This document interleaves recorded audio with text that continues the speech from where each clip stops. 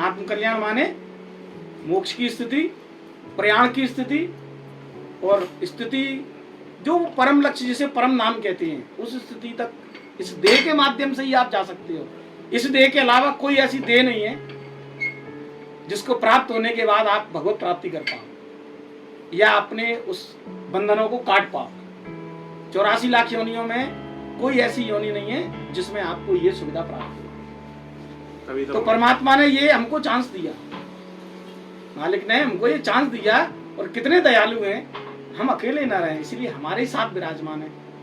ये मंदिर हमारे माता पिता ने नहीं बनाया, ये मंदिर राम जी ने बनाया। इस मंदिर में राम जी ही विराजमान है। राम जी ने दास पे दया कर दिया तो दास भी इसी मंदिर में विराजमान है। अपने मंदिर में दो हैं, मैं नहीं हूं अकेला, हम हैं इसमें, मैं और मेरे राघवेंद्र सरकार, मैं और मेरे राघवेंद्र सरकार, अकेले नहीं हम इसमें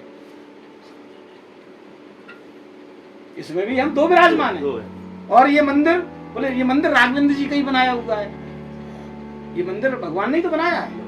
राम द्वारे तुम रखवारे, और इस मंदिर में जो प्राणवायु के रूप में हनुमान जी निरंतर आवागमन कर रहे हैं। यहाँ हनुमान जी का विराजमान पहरा है, राम द्वारे तुम रखवारे, ये द्वारा है, यहाँ से प्रवेश करती है। बताओ बिना प्राण के कोई जीवन है क्या आपका? नहीं है। बिना हनुमान जी राम के बिना नहीं रह सकते।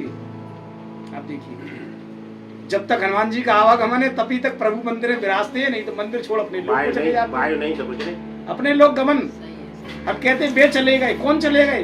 बे नहीं चले गए, प्रभु चले गए। वे तो प्रभु के संग थे, फिर प्रभु की इच्छा होगी, जहां प्रभु उसको भेजेंगे प्रभु संग आएंगे। तो आप देखो, इसलिए राम कहते हैं दयालु राम। राम का नाम क्या है? राम का नाम दयालु है, राम का नाम कृपालु है। दया कैसी करी उन्होंने?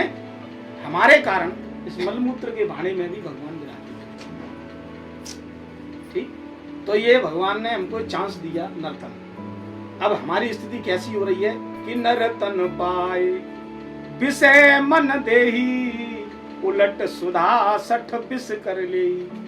नर्तन पाने के बाद हमने जो अपना मन विषयों में लगा दिया, जबकि विषयों में तो लगाने से स्थिति क्या बनी? पाना तो अमृत था हमको, नर्तन मिलने के बाद हमें अमृत पान करना था, लेकिन विषयों में मन लगा के हम काय का पान कर रहे हैं?